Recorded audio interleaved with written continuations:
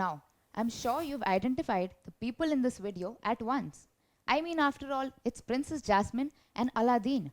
But what if I told you that the place that these people are flying over on their magical carpet, that is Iraq, was the seat of world's first civilizations?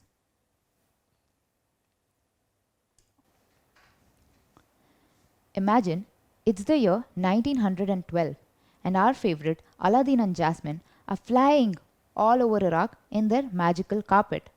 When suddenly Jasmine notices that, hey, there's a man down there and he's making hundreds of people dig.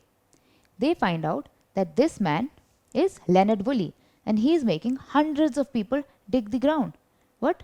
Why were these people doing that? So now they go back home and Aladdin thinks maybe he was trying to bury a treasure, right? So Jasmine, being the smart one, has the amazing idea, hey, let's call our friend Genie because surely he must be knowing what was going on. So Aladdin rubs the lamp and the genie magically appears. Aladdin tells him whatever he just saw happen down by the river, and the genie is shocked as he thinks, how does Aladdin know nothing about the excavations happening all over Iraq? Excavation? What does that mean? Well, it means to dig the ground to find the buried object. But why was there stuff in the ground anyways, right? This is because before Iraq was such a developed nation, it was part of the Mesopotamian Civilization, and the genie had decided to teach Aladdin and Jasmine a lesson on it. This was one of the earliest civilizations in the whole world. So, around 5,000 years ago, around 3000 BCE, the land between the rivers Tigris and Euphrates saw the development of the first civilization in the world. This was called the Mesopotamian Civilization. This place is in modern-day Iraq. The important regions of this civilization were Babylon, Assyria, Akkad, and Sumer. Similarly, today, Kolkata, Delhi, Chennai, and Bombay are important to India. That exact same way, Babylon, Sumer, Assyria, and Akkad were the important cities in this civilization.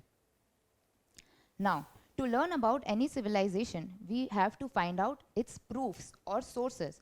These include literary sources and archaeological sources.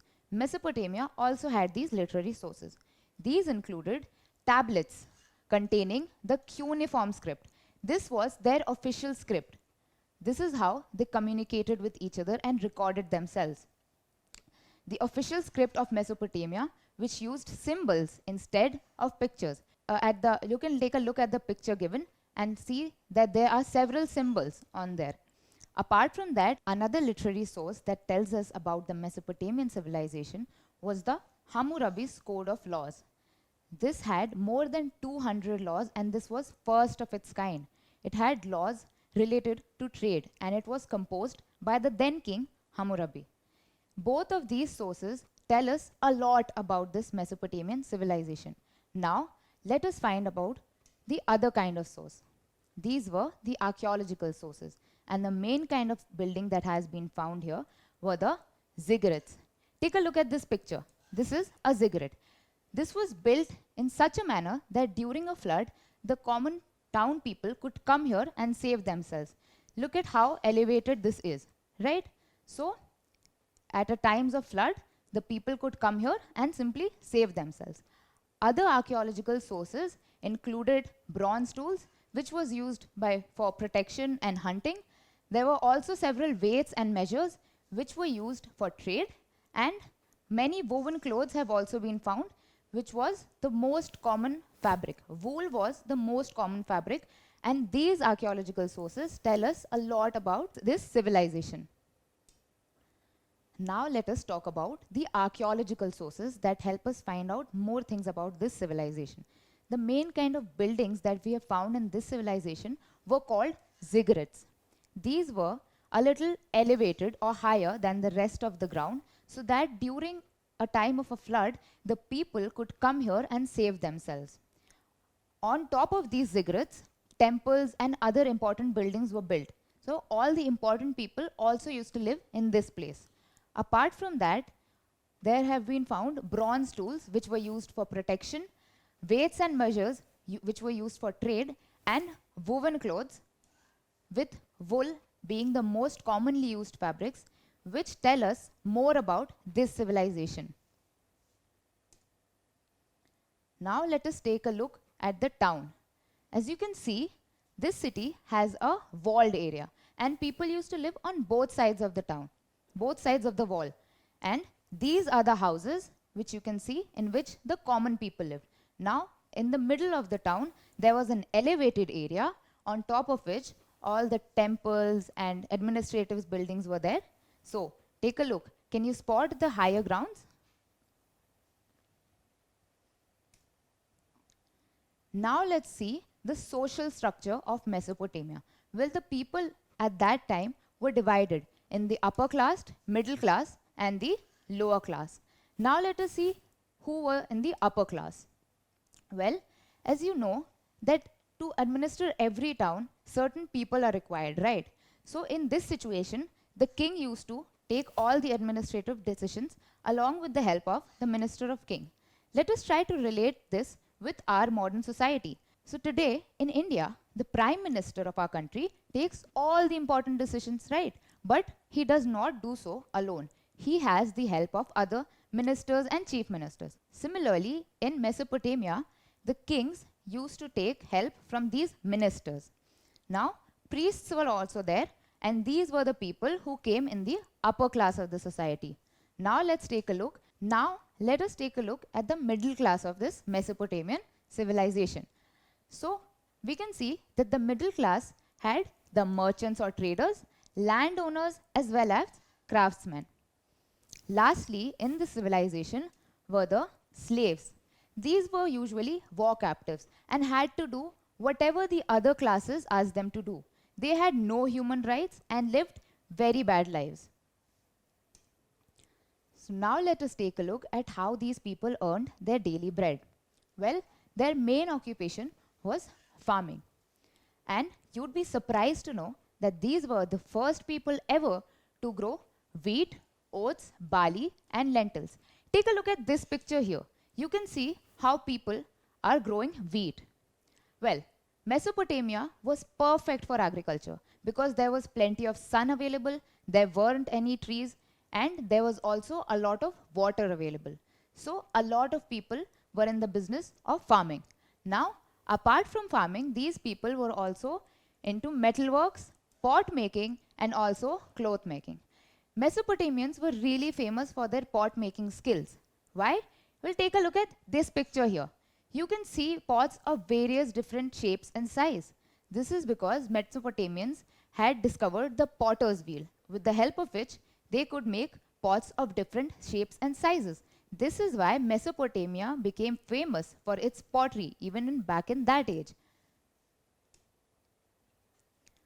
Now, if you're making such pots and growing such crops, don't you think you need to trade it?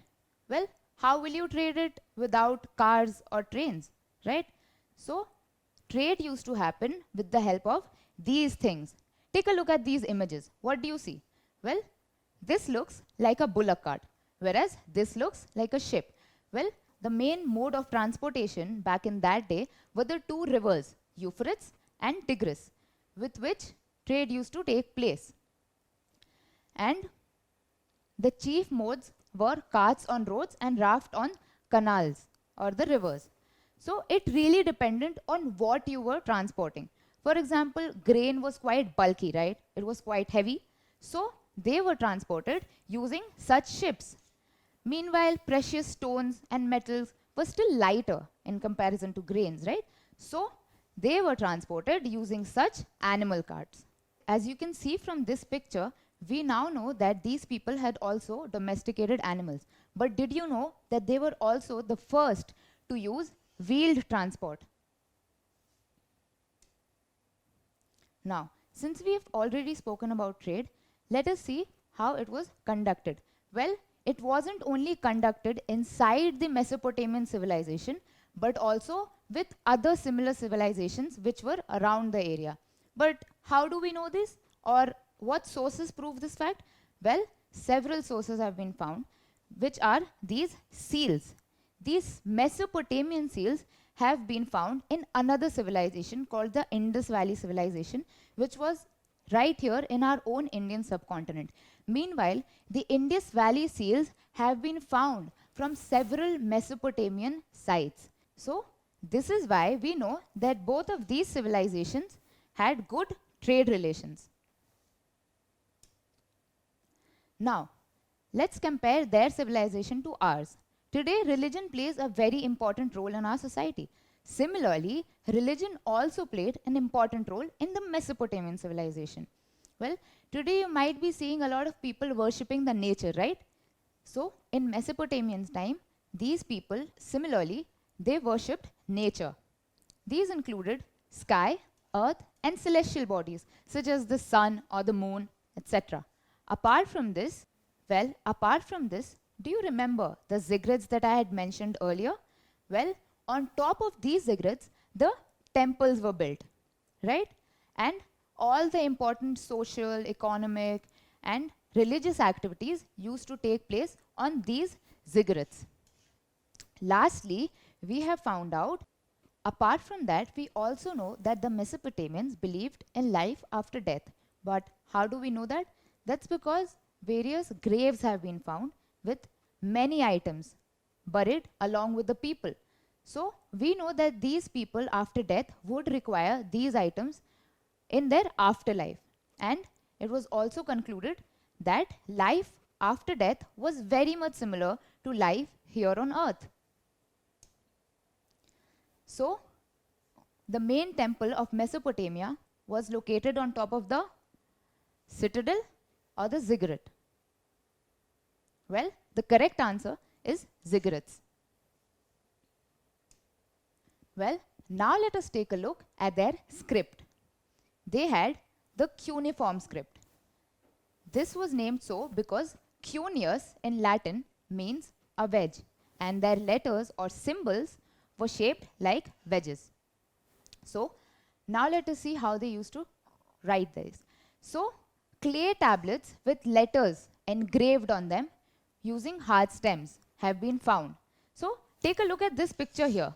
This was a clay tablet on top of which hard stems of trees have been pressed so that such inscriptions could be made, and later these were baked so that they could stay for a longer time.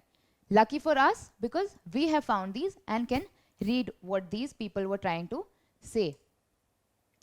Now let us take a look at their scientific development. Well, today most of the information about astrology that we have has been derived from these Mesopotamian people. They charted the movements of the sun, moon, and the stars. And they also noticed other planets in the sky.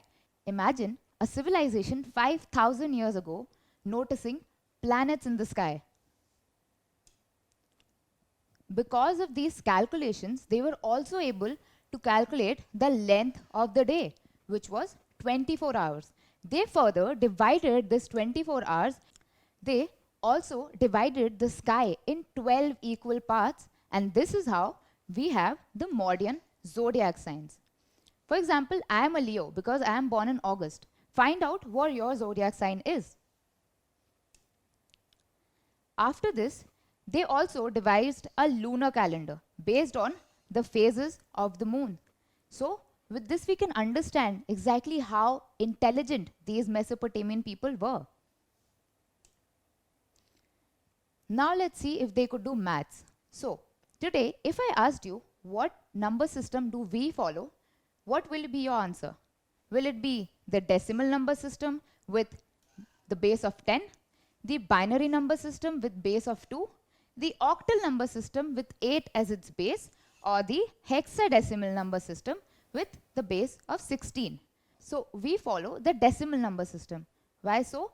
Because we use the numbers 0 to 9 and then place other numbers after it to represent tens, hundreds, and thousands. Ever wondered what kind of number system the Mesopotamians followed?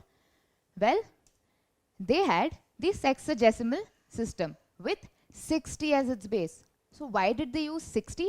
Well, because 60 is a magical number. It is divisible by 1, 2, 3, 4, 5 and 6.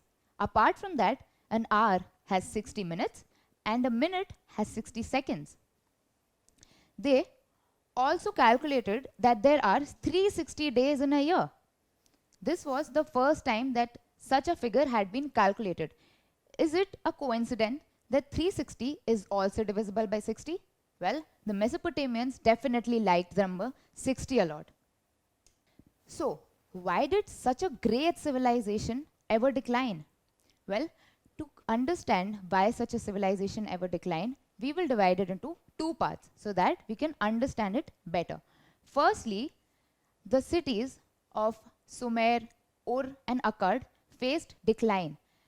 People have assumed that this was due to unpredictable flooding of the river Tigris and Euphrates and also several unpredictable drought seasons, because of which the land became barren and food crops could not be grown. So how will people live without food, right? So many people migrated. But that was not the only reason. There was another reason as well. This was wars. The Mesopotamians weren't peaceful people. In fact, they used to keep fighting amongst themselves. So this is why a few cities in this Mesopotamian civilization faced decline. But that was not all.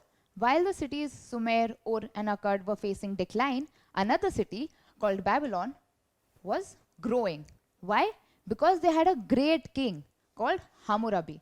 Remember I told you about the Hammurabi's code of laws?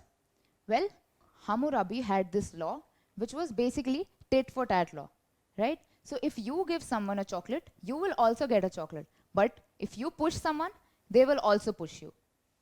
But even though he was a great king, something very unlucky happened to these people. Well, the Achaemenids came in 539 BC and destroyed the whole town just because they wanted to live here. So this is how the Mesopotamian civilization finally came to an end in 539 BCE or before Christ era. So let us now take a look at the brief timeline of this Mesopotamian civilization. Well, firstly, it began in 3000 BCE beside the rivers Tigris and Euphrates. And finally, in 539 BCE, this civilization came to an end with the fall of Babylon. So then in 1921, the name Mesopotamia was changed to Iraq.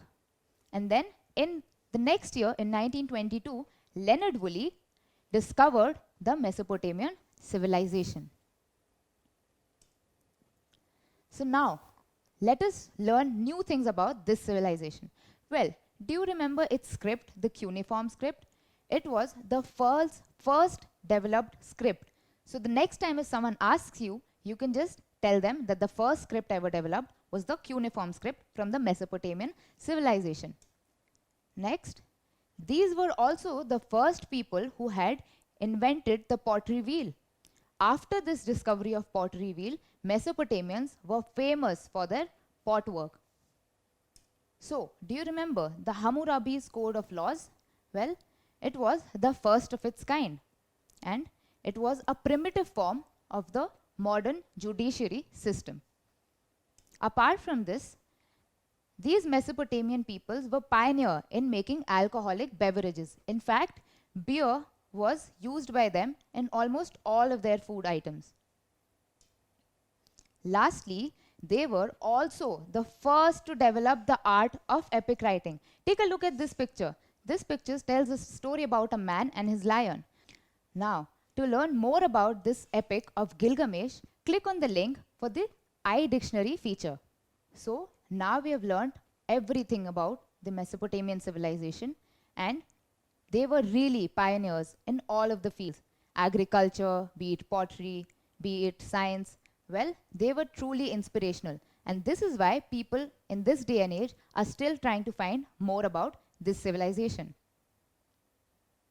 Don't forget to subscribe to our channel and hit the bell icon. You can also register for free on DeltaStep.com or download the DeltaStep app and get easy access to more than 5,000 amazing videos as per your school syllabus. Master each topic with our adaptive practice technology. Get million+ questions with step-by-step solutions and unlimited mock tests. Get all your doubts resolved instantly. Learn via games and get a chance to win amazing prizes like PlayStations and iPads. So, at DeltaStep, learning is not just fun and easy, it's rewarding too. So, register for free now.